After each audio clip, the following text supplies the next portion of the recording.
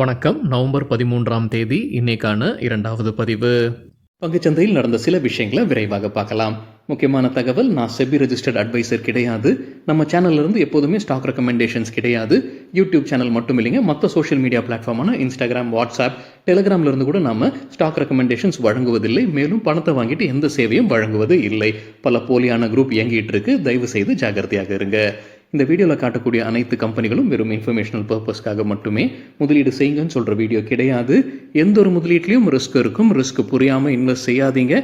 Risk புரியலன்னா தயவு செய்து இன்வெஸ்ட்மெண்ட்டை தவிர்த்துருங்க. நம்ம ருபி டிரைவர் சேனலை ஆதரிக்கிற அனைத்து நல்ல உள்ளங்களுக்கும் நன்றி. நம்ம மார்க்கெட் ஓப்பன் ஆகிறதுக்கு முன்னாடி உலக மார்க்கெட்ஸ் எப்படி இருந்ததுன்னு பார்க்கும்போது நேற்று யூஎஸ் மார்க்கெட்ஸ் ரெட்டில் தான் க்ளோஸ் ஆகியிருந்தது. பெரும்பாலான யூரோப்பியன் மார்க்கெட்ஸும் நேற்று ரெட்டில் தான் க்ளோஸ் ஆகியிருந்தது. இன்றைக்கி நம்ம மார்க்கெட் ஓப்பன் ஆகிறதுக்கு முன்னாடி ஏஷியன் மார்க்கெட்ஸ் எப்படி இருந்ததுன்னு பார்க்கும்போது பெரும்பாலும் ரெட்டில் தான் ட்ரேட் ஆகிட்டு இருந்தது. குறிப்பாக கிஃப்ட் நிஃப்டி 0.2% ரெட்டில் ட்ரேட் ஆகிட்டு இருந்தது. இப்போ இந்த வீடியோ சேர தருணத்தில் நம்ம மார்க்கெட் ஓப்பன் ஆகி 0.4% ரெட்டில் ட்ரேட் ஆகிட்டு இருக்கு நிஃப்டி. சில இண்டிவிஜுவல் ஸ்டாக்ஸ் மற்றும் செய்திகள் விரைவாக பார்க்கலாம். ஸ்விக்கி ஐபிஓ முடிஞ்சு இன்றைக்கி லிஸ்ட் ஆயிருக்கு. 8% கூடுதலாக லிஸ்ட் ஆயிருப்பதாக மணி கண்ட்ரோலில் அப்டேட் வெளியிட்டிருக்கிறாங்க. என்டிபிசி கிரீன் எனர்ஜி ஐபிஓ குறித்தான அப்டேட், 10,000 கோடி ரூபாய் ஃபண்ட் ரைசிங் பண்ணுறதுக்கான முயற்சி. நவம்பர் 19ஆம் தேதி ஐபிஓ ஓப்பன் ஆகுது. 22ஆம் தேதி முடிவுக்கு வருது. விலை நிர்ணயித்திருப்பது lower band $102, upper band $108. Elon மஸ்குடைய நிறுவனம் ஸ்டார்லிங்க் இந்தியாவில் லைசன்ஸ்க்காக வெயிட் பண்ணிட்டு இருக்காங்க. அது குறித்து மத்திய அமைச்சர் ஒரு அப்டேட் கொடுத்துருக்காங்க. அவங்க சில ஃபார்மாலிட்டிஸ்லாம் கம்ப்ளீட் பண்ணிட்டு இருக்காங்க. குறிப்பாக செக்யூரிட்டி ரிக்குவயர்மெண்ட்ஸ்க்கு தேவைப்படக்கூடிய விதிகள் எல்லாமே கம்பெனி பின்பற்றி வருவதாக அப்டேட் கொடுத்துருக்காரு. ஸோ விரைவில் அவங்களுக்கு லைசன்ஸ் வழங்கப்படும்னு புரிஞ்சுக்கலாம். குறிப்பாக யூஎஸ்ஏல ட்ரம்ப் அதிபராக வந்ததற்கு பிறகு இலான் மஸ்க்கு ஒரு முக்கியத்துவம் இருக்குது. அங்கே அரசுலேயே அவருக்கு ஒரு பதவி கொடுத்துருப்பதாகவும் ஒரு செய்தி இருக்குது. ஸோ இந்தியா ஒரு நல்ல உறவில் வருவதற்கான வாய்ப்புகள் இருக்குது. விரைவில் அவங்க நிறுவனத்திற்கு இப்போது லைசன்ஸ் வழங்குவதற்கான வாய்ப்பு இருக்குது. மணி கண்ட்ரோலில் அப்டேட் கொடுத்திருக்காங்க. இதற்கு முன்னாடி இதே சேட்டலைட் இன்டர்நெட் பிசினஸ்க்காக ஜியோவுடைய ஆர்பிட் கனெக்ட் இந்தியா, ஜியோ மற்றும் எஸ்சிஎஸ் அவங்க இணைந்து நடத்தக்கூடிய அந்த ஆர்பிட் கனெக்ட் இந்தியாவுக்கு உரிமம் கொடுத்திருக்காங்க. அதே போல பாரதியுடைய யூடெல் சாட் ஒன் வெப்புக்கும் உரிமம் கொடுத்திருப்பதாக அதே மணி கண்ட்ரோல் செய்தியில் சொல்லியிருக்கிறாங்க. மற்றொரு அப்டேட், மத்திய அமைச்சர் என்ன விளக்கம் கொடுத்திருக்கிறாருன்னா, இந்தியாவில் இருக்கக்கூடிய டெலிகாம் ஆப்ரேட்டர்ஸ் ஒரு கோரிக்கையை முன் வைத்திருக்கிறாங்க. அவங்க பேங்க் கேரண்டி வேவர் பண்ணணும் அப்படின்னு ஒரு ரிக்வஸ்ட்டை வைத்திருக்கிறாங்க. அது குறித்து எந்த முடிவும் இதுவரைக்கும் எடுக்கலன்னு அமைச்சர் விளக்கம் கொடுத்திருக்கிறாரு. உள்ளூரில் உற்பத்தி அதிகரிப்பதற்காக, குறிப்பாக லேப்டாப்ஸ், டேப்லெட்ஸ், பிசிஸுடைய உற்பத்தி உள்ளூரில் அதிகரிப்பதற்காக இந்திய அரசு புது கட்டுப்பாடுகளை விதிப்பதற்கான வாய்ப்புகள் இருக்குன்னு எக்கனாமிக் டைம்ஸில் தகவல் சொல்லியிருக்கிறாங்க. 2025 அவங்க இருந்து கொண்டு வருவதற்கான வாய்ப்பு இருக்குது. 5% அந்த இறக்குமதியுடைய எண்ணிக்கையை குறைக்க வேணுன்ற எண்ணம் இருக்கலாம்னு எக்கனாமிக் டைம்ஸில் அப்டேட் கொடுத்துருக்காங்க. இப்போ அவங்க கொடுத்துருக்கிற மானியங்கள் எல்லாமே டிசம்பர் 31 இந்த ஆண்டுடன் முடிவுக்கு வருது. முன்ன செப்டம்பரோட முடிவுக்கு வந்தது. அதுக்கப்புறம் அதை நீட்டிச்சிருந்திருக்கிறாங்க. இப்போ மறுபடியும் நீட்டிக்க மாட்டாங்க. புது கட்டுப்பாடுகளை விதிப்பதற்கான வாய்ப்புகள் இருக்குன்னு எக்கனாமிக் டைம்ஸில் அப்டேட் கொடுத்திருக்கிறாங்க.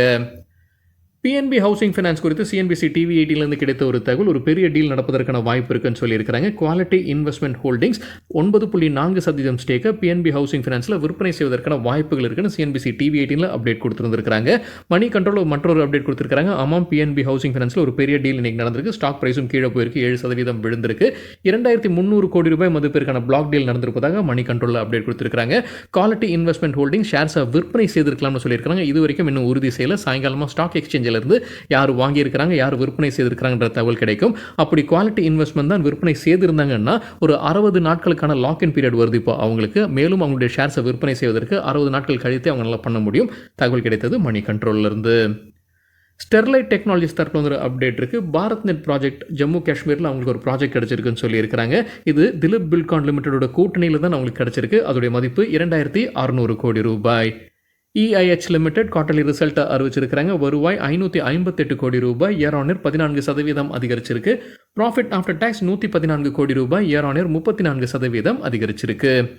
வேவ் ஸ்ட்ராட்டஜி அட்வைசர் சில ஸ்டாக் ரெக்கமெண்டேஷன்ஸ் கொடுத்துருக்காங்க. மணி கண்ட்ரோல்லேருந்து கிடைத்த தகவல், இன்ஃபோசிஸ்க்கு பை ரேட்டிங் டார்கெட் 1940, பிறகு 2000, ஸ்டாப் லாஸ் 1820. JSW எனர்ஜிக்கு buy rating target 780, 800, stop loss 720.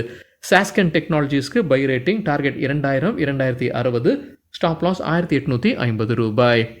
கல்பாத்ரு projects international limited புதிதாக கிடைத்த ஆர்டர்ஸுடைய மதிப்பு வெளியிட்டிருக்கிறாங்க. 2273 கோடி ரூபாய். இந்தியன் டெரைன் ஃபேஷன்ஸ் குவார்டர்லி ரிசல்ட்டை அறிவிச்சிருக்கிறாங்க. ரெவென்யூ ஃப்ரம் ஆப்ரேஷன்ஸ் 86 கோடி ரூபாய். போன வருடம் இதே குவார்ட்டரில் 140 கோடி ரூபாயாக இருந்தது. நஷ்டம் 22 கோடி ரூபாய் இந்த குவார்ட்டரில். போன வருடம் இதே குவார்ட்டரில் 8.3 கோடி ரூபாய் நஷ்டத்தில் இருந்திருக்கிறாங்க.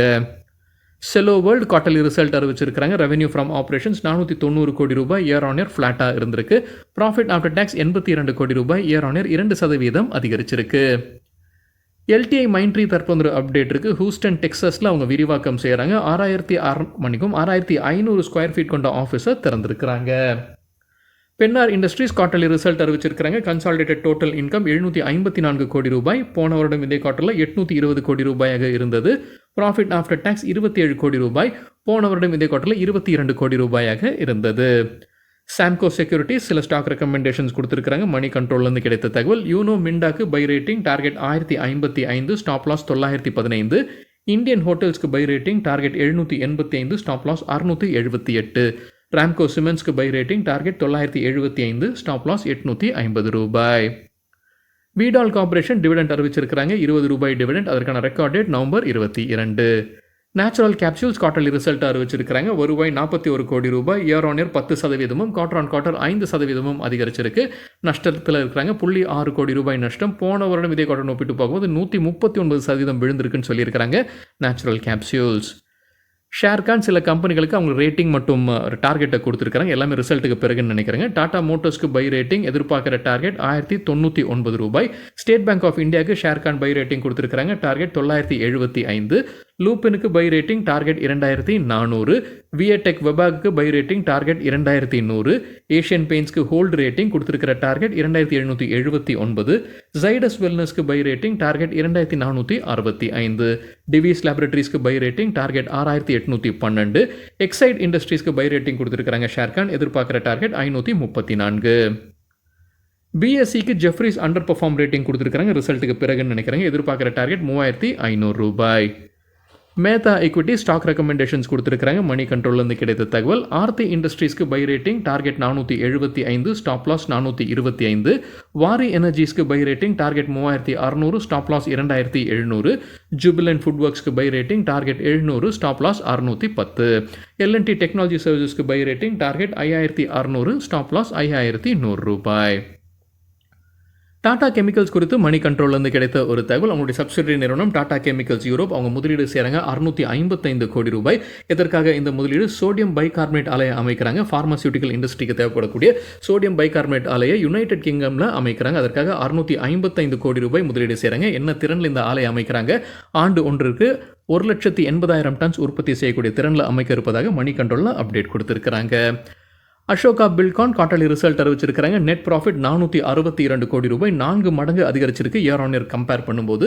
ரெவென்யூ ஃப்ரம் ஆப்ரேஷன்ஸ் 2489 கோடி ரூபாய், இயர் ஆன் இயர் 16% அதிகரிச்சிருக்கு. 9 புரோக்கரேஜஸ் இந்த கம்பெனிக்கு கவரேஜ் கொடுத்துருக்காங்க. அதில் 6 பேர் பை ரேட்டிங், 2 பேர் ஹோல்ட் ரேட்டிங் மற்றும் ஒருத்தர் செல் ரேட்டிங் கொடுத்துருக்காங்க. ஹுண்டாய்க்கு நொமூரா பை ரேட்டிங் கொடுத்துருக்காங்க. எதிர்பார்க்குற டார்கெட் 2472 ரூபாய். நேற்று க்ளோசிங்லேருந்து ஒப்பிட்டு பார்க்கும்போது 37% அதிகரிப்பதற்கான வாய்ப்பு இருக்குது. ஹுண்டாய் நிறுவனம் அவங்களுடைய ப்ரெசன்டேஷன் கொடுத்துருக்காங்க. இன்வெஸ்டர் ப்ரெசன்டேஷன் பண்ணியிருக்காங்க. ஐபிஓ முடிஞ்சு லிஸ்ட் ஆகி இப்போ தான் முதல் குவார்ட்டர் ரிசல்ட் வெளியிட்டிருக்காங்க. இப்போ இன்வெஸ்டர் ப்ரெசன்டேஷன் கொடுத்துருக்காங்க. அதுலேருந்து கிடைத்த தகவல் விரைவாக பார்க்கலாம். Q2க்கான சேல்ஸ், டொமஸ்டிக் சேல்ஸ் 1,49,639 வாகனங்கள், இயர் ஆன் இயர் 6% விழுந்திருக்கு. எக்ஸ்போர்ட்ஸ் 42,300 வாகனங்கள், இயர் ஆன் இயர் 17% விழுந்திருக்கு. டொமஸ்டிக்ல என்ன ஸ்பிளிட் அப்ல வந்திருக்குன்னு கொடுத்துருக்காங்க. எஸ்யூவி வாகனங்கள் 1,02,636 வாகனங்கள். போன வருடம் இதே குவார்ட்டர்ல 1,03,178. ஒட்டுமொத்த சேல்ஸ்ல எஸ்யூவி எவ்வளவு கான்ட்ரிபியூட் பண்ணுது? இந்த குவார்ட்டர்ல 69% அவங்க விற்பனை செய்திருப்பது எஸ்யூவி. போன வருடம் இதே குவார்ட்டர் பார்க்கும்போது 65 இருந்தது. ஸோ கான்ட்ரிபியூஷன் ஃப்ரம் எஸ்யூவி அதிகரிச்சிருக்கு. ஹேட்ச்பேக் 29,668 இந்த குவார்ட்டர்ல. போன வருடம் இதே குவார்ட்டர்ல 34,244 வாகனங்கள். ஹேட்ச்பேக் எவ்வளவு கான்ட்ரிபியூட் பண்ணிருக்கு இந்த குவார்ட்டர்ல? 20%. போன வருடம் இதே குவார்ட்டர்ல ஹேட்ச்பேக் உடைய கான்ட்ரிபியூஷன் 22% இருந்தது. ஸோ ஹேட்ச்பேக் கொஞ்சம் கீழே போயிருக்கு, எஸ்யூவி அதிகரிச்சிருக்கு. செடான் பார்க்கும்போது 17,335 வாகனங்கள். போன வருடம் இதே குவார்ட்டர்ல 21,350. கான்ட்ரிபியூஷன் பார்க்கும்போது இந்த குவார்ட்டர்ல 12%, போன வருடம் இதே குவார்ட்டர்ல 13% இருந்தது. எலக்ட்ரிக் வெஹிக்கிள்ஸ் மட்டும் பார்க்கும்போது 106 வாகனங்களை விற்பனை செய்திருக்கிறாங்க. போன வருடம் இதே குவார்ட்டர்ல 650 வாகனங்களை விற்பனை செய்திருக்கிறாங்க. Q2ல அவங்க விற்பனை செய்த வாகனங்கள்ல பெட்ரோல் எவ்வளவு சதவீதம்? 67%. டீசல் வாகனங்கள் 20%, சிஎன்ஜி மற்றும் எலக்ட்ரிக் வெஹிக்கிள் 13%. வருவாய் 1,72,604 மில்லியன் ரூபாய், இயர் ஆன் இயர் 8% விழுந்திருந்தது. எபிட்டா அல்லது ஆப்பரேட்டிங் ப்ராஃபிட் 22,053 மில்லியன் ரூபாய், இயர் ஆன் இயர் 10% விழுந்தது. ப்ராஃபிட் ஆஃப்டர் டாக்ஸ் 13,755 மில்லியன் ரூபாய், இயர் ஆன் இயர் 16% விழுந்தது. நேற்று ரிசல்ட் அறிவித்த சில கம்பெனிகள் இன்னைக்கு எப்படி பர்ஃபார்ம் பண்ணியிருக்காங்க. அசோகா பில்கான் 9% இன்ட்ராடேல அதிகரித்தது. இது நம்ம காலையில் 11 மணி அளவில் எடுக்கப்பட்ட டேட்டா. ஹுண்டாய் 5% வீழ்ச்சியை பார்த்தது. நைக்கா 6% அதிகரித்தது. ஆனால் இந்த வீடியோ சேர் நேரத்தில் ரெட்ல ட்ரேட் ஆகிட்டு இருக்கு. பிஎஸ்சி வாலட்டைல இருந்திருக்கு 2% பாசிட்டிவ், பிறகு 2% negative. Gujarat state fertilisers and chemicals 3% அதிகரித்தது இன்ட்ராடேல. ஆனால் இப்போ இந்த வீடியோ சேர் நேரத்தில் ரெட்ல ட்ரேட் ஆகிட்டு இருக்கு. பாஷும் அதே போல 4% அதிகரித்தது. ஆனால் இப்போ ரெட்ல ட்ரேட் ஆகிட்டு இருக்கு. எவரடி இண்டஸ்ட்ரீஸ் 3% இன்ட்ராடேல வீழ்ச்சியை பார்த்திருந்தது. சரிங்க, இதுதான் சில விஷயங்கள் என்னுடைய பார்வைக்கு எட்டியது. நன்றி, வணக்கம்.